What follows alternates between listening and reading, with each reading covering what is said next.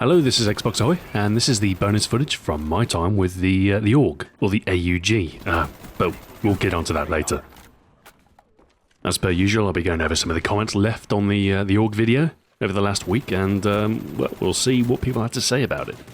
So, of course, one of the things that I talked about was the similarity between the AUG and the FAMAS. And a Wash Force dude asks, so Xbox Ahoy, AUG, or FAMAS? Well, while the FAMAS's recoil is a bit more predictable and it does have the higher center speed, which makes it more effective at bursting, I think the fact that the AUG has superior hip spread and faster aim time, and the fact that people don't regard it as being as overpowered as the FAMAS, probably would make the AUG my choice. Although, to be honest, I'm not a massive fan of the fast-firing assault rifles. With my style of play, I prefer, to hold the trigger down rather than burst fire. I prefer stuff like the Galil and the Commando. Hammy Jammies says, is it me, or are these classes different to Elite videos? E.g. in the Elite video, I remember the recommended class being the AUG with dual mags and suppressor. Good memory, you are in fact correct, yes, that was the recommended loadout I used. To be fair though, of course, there are multiple loadouts that are effective with a lot of guns, especially with something as versatile as the AUG. And so while the Elite class was built around flanking and stealth, this was more of a lightweight assault class. Two different sort of class concepts, which resulted in two slightly different builds. Although, the attachments I recommend are pretty similar. My primary attachment in the YouTube video was the dual mags, the secondary being the suppressor, so if you wanted to pair them together, add Ghost into the mix, you'd have pretty much the same class that I recommended for the Elite video. So it's not like I've made a massive U-turn.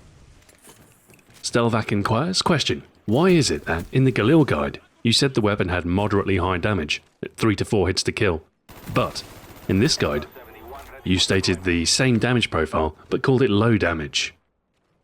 Well, it all boils down to relativity, really. When I specify damage levels, I'm really talking about relative to its category. Otherwise, I'd be saying that all of the sniper rifles had high damage, all of the assault rifles had moderate damage. So it's arguably more helpful to compare like to like.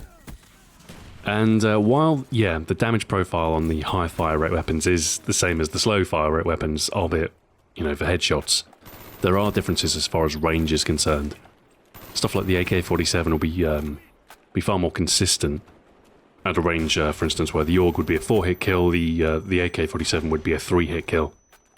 So, although the difference isn't as stark as it could be, there is definitely a difference between what I would describe as a low damage assault rifle and a moderate damage assault rifle. I mean, really, there are only 3 types of damage in that particular category. There's there's 35-25, 40-30, and 50. What's the 50-35? I forget. I'm reeling these figures off memory. But with 3 sets of figures really does lend itself to sort of classifying the weapons as low, medium, and high damage, even if the actual difference isn't that substantial. Eli the Waffle asks, what inspired you to work on YouTube? What were you doing before this? Well, prior to the YouTube work, and in fact alongside the YouTube work for the first couple of years, I was a web developer. I worked at a company here in Manchester. My job role was principally .NET development, but there was also a lot of design elements involved as well. I did a fair bit of print design and a lot of screen design as well, so kind of an all-purpose web guy sort of thing going on there. It was for an e-commerce company in the tech sector, so a lot of stuff revolving around sales, and I did a lot of CMS work as well. That's kind of my specialty, actually, is building custom CMSs for reporting and other sort of menial task management, that sort of thing. As for what inspired me to sort of get on YouTube, I think I was looking for a new challenge, and video production was something that I hadn't really done before. And so it posed this interesting sort of scenario for me.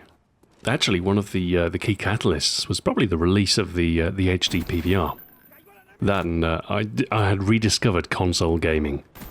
I was a PC gamer for the longest time, but it was titles such as Halo and Gears of War that kind of enticed me back to the consoles. The Xbox 360 was actually the first console that I ever bought. I did have an Atari 2600 way back in the day, but after that it was all computers.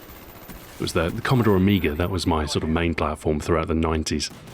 And then obviously I eventually switched to an IBM compatible. And so from about the year 1998 through to about 2006, 2007 in fact, I was, exclusively a PC gamer. But it kind of got to the point where I was getting excited for stuff like Halo 2, even though it'd been out on the Xbox for years.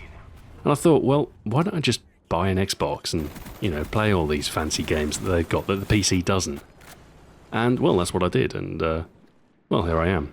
Eventually I picked up COD 4 for the Xbox to play with my friends, and then the rest was history. But of course I still play on PC as well. I mean, despite my channel name and despite my supposed allegiance to the Xbox, I do of course play on the PC as well. I've been playing a lot of Diablo 3 recently. So I'm by no means a console fanboy. I mean, ultimately my philosophy is I go where the games are. So anyway, 2007, 2008, I had an Xbox, I had an HD TV, and around that time a company called Hauppauge came out with a device called the HD PVR. And this kind of tapped into this I've had this desire to record gameplay for ages. Even way back in the 90s I thought, wouldn't it be cool to get like a VHS and record me playing games? And unfortunately with the, video editing was less than trivial with stuff like VHS cassettes. So to a teenage me, it was kind of too lofty a goal. But everything kind of came together. With the HD PVR you had HD recording. You could record yourself playing on your Xbox, and then you could produce videos. And I thought, well, this is kind of an untapped avenue. There's a lot of gamers out there, and you could record stuff, make video content, and hey, maybe there's an audience for this. And so that's pretty much where Xbox Ahoy came about. My original plan was to make a blog and to just sort of document my gaming adventures on the Xbox, maybe do reviews, previews, news, that sort of thing. And so that's pretty much what I did. My first few videos were mostly just tests, little gameplay snippets. I think there was some GTA 4 that I posted very early on, and there was some Forza 3. And then I posted a couple of previews of the Modern Warfare 2 dashboard themes. And that video got mad views. It got like 10,000 views overnight.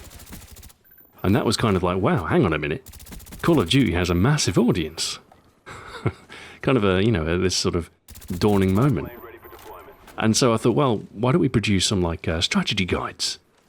And so that's pretty much what I did. As for why I chose to do a weapon guide, that sort of thing, I think my main influence was probably Future Weapons on the Discovery Channel. Any sort of modern military documentary, really. That was kind of my major style guide. Heavy focus on the statistics. And so that's pretty much where I started, and that's pretty much what I'm doing to this day with the weapon guides. It's just an evolution of that first step I made with the Modern Warfare 2 stuff. Well, that was a bit of a tangent, wasn't it? Next question.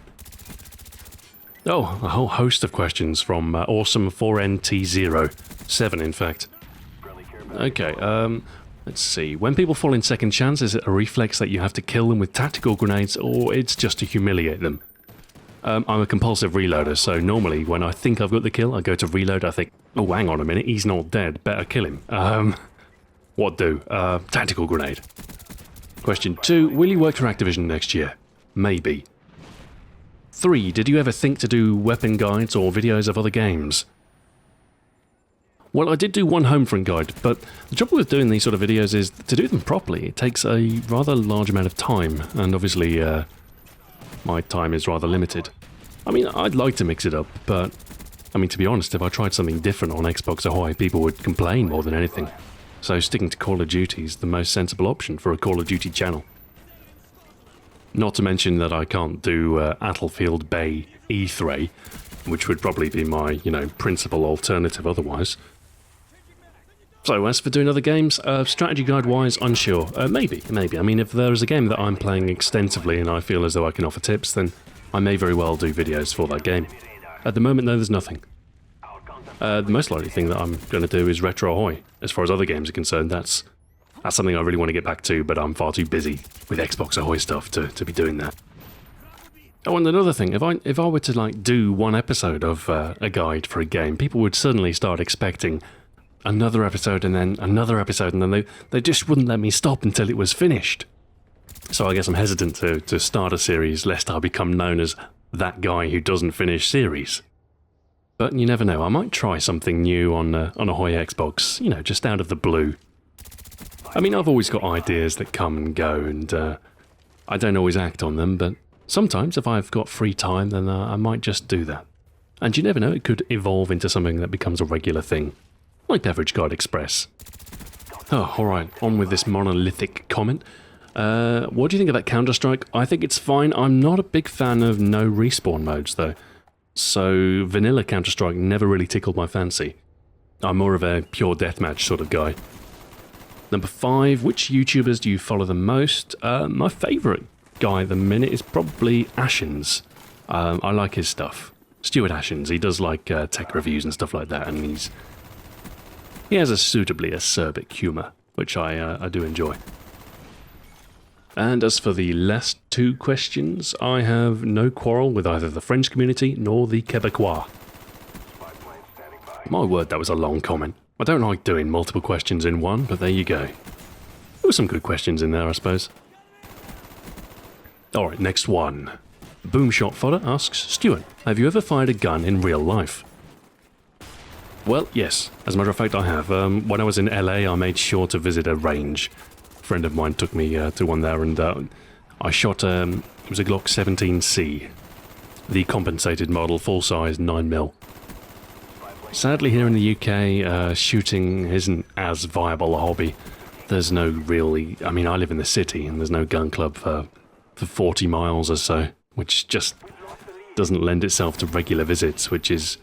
If you want to join a gun club, I think you have to make regular visits so many times over a 6-month period to actually become a full member. Travelling 80 miles on a regular basis just to shoot a gun, unfortunately, isn't really viable for me. If there was one closer, I'd you know, that'd be something I'd look into. But as it stands, I have to make do with my air pistol, which I can own without license in the UK. Which, to be honest, from a marksmanship point of view, is actually very, very similar to a conventional firearm. The only real difference is the level of recoil.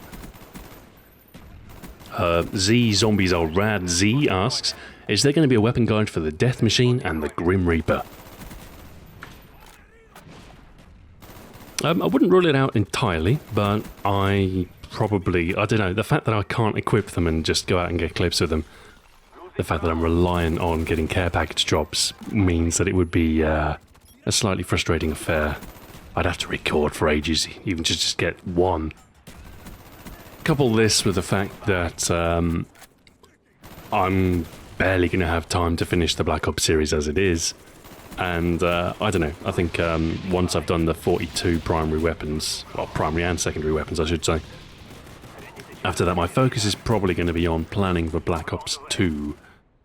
But we'll see, we'll play it by ear. I might have a spare slot or two, maybe I'll use community source clips. So, we'll see. Tim Dup66 says, does anyone give us stuff about what country it's made from and stuff? I just want to see your recommended class for it. Ladies and gentlemen, this is the audience that I made Weapon Guide Express for. I told you there was an audience for it, you know, someone who wants a no-nonsense minute and a half, just saying, use this, don't use this. Simple. Juno Leste says, it's AUG, not AUG. I think in this case both are arguably correct. I actually prefer AUG, but if I say AUG, the pun doesn't work for one. And actually, when I was doing the Black Ops guides, I was instructed to say AUG instead of AUG. My original voiceover said AUG. Anyway, it doesn't really matter. Not a major point, really. I think both work. AUG's certainly easier to say. Fewer syllables, so there is that. Living Chaos 20 asks, how come you only played TDM, not free-for-all with the AUG? Simple answer, I'm not a big fan of free-for-all in Black Ops.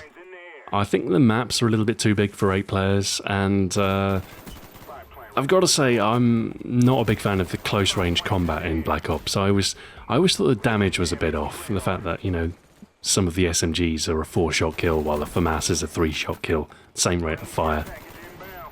Couple that with the slower pace of Black Ops overall, and free-for-all clips just, for me at least, just they weren't turning out to be that interesting. Whereas in TDM, especially Ground War, you can get 2 or 3 enemies in a group and potentially get a multi-kill, which is obviously a good clip. Your Mom's Stalker says, I don't get it. This guy goes months at a time without releasing videos, and now he's releasing a weapon guide for a game a year and a half old. What gives? There really is no reason why this couldn't have been done a year ago. Well, there is a pretty good reason, in that I was busy. You know, with work and stuff. In any case, I wouldn't be doing the Black Ops videos if they weren't getting views. And, well, they have been getting views, so, you know, there is certainly a demand there. So, happy to fulfill it. And if I can finish the series, it'll be all the better. KDog2400 says, lightweight only gives a 7% boost to movement speed, not 10%. I know, yes, I was thinking of MW3, I got confused, didn't pick it up in the script. Shade26598 says, hey Stu, what's your favourite camo in Black Ops? I'm a fan of Berlin, actually. I like a bit of Flecktarn. Other than that, the Flora, the Russian camo, that's pretty nice. And I like Siberia as well, although it's a little bit garish. Horexy says, watching this video, I was thinking about the maps that were being played on and how they were fond memories. Then I found myself feeling sad that many are so quick to jump off ship from a tried and true product to the newest one because they have to have the best and newest tools available, despite the product they throw away in favour of the newest still being perfectly good. Kind of like how everybody needs to have the latest smartphone, I think. More people should celebrate things of yesteryear. A noble sentiment. Certainly, but slightly absurd. Black Ops isn't that old, it's about, what, a year and a half? Heck, people are still playing COD 4. Not to mention the fact, of course, that Black Ops is, what is it, the 3rd most played title on Xbox Live. Which, I mean, that's got to be a massive figure. And I think it was only displaced from 2nd by the release of Minecraft. So it's not the latest and greatest, but it's, well, it's still pretty gosh darn popular. And now to finish, a poem. I came for the gun, and I stayed for the pun. Xbox ahoy, a job well done. His weapons guides are a precious ware for anyone who will care to take heed of his equipment, strategies and advice. So through our opponents we sever and slice. From snipers of accuracy needled fine, to the infamous akimbo FMG 9s. 'Cause with Xbox ahoy in the art of war, who else could ask for any more? By LA Flux or La Flux. Well, I don't often see comments as creative as that one, so that makes a refreshing change. In any case, that's the end of the bonus footage. I will see you on Sunday the 10th of this month. That's tomorrow, I think. Unless, of course, you're watching this video in the future.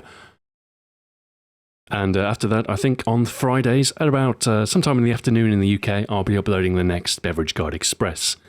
I'm hoping to continue that series with rock-solid stability and get through some of the stuff that I've got in store for that series. I've got a whole bunch of beers, mostly, for the next lot. But as the series progresses, I think I want to sort of explore the rare drinks, the unusual, and expand my own taste boundaries as well as my audience's. In any case, until next time, farewell.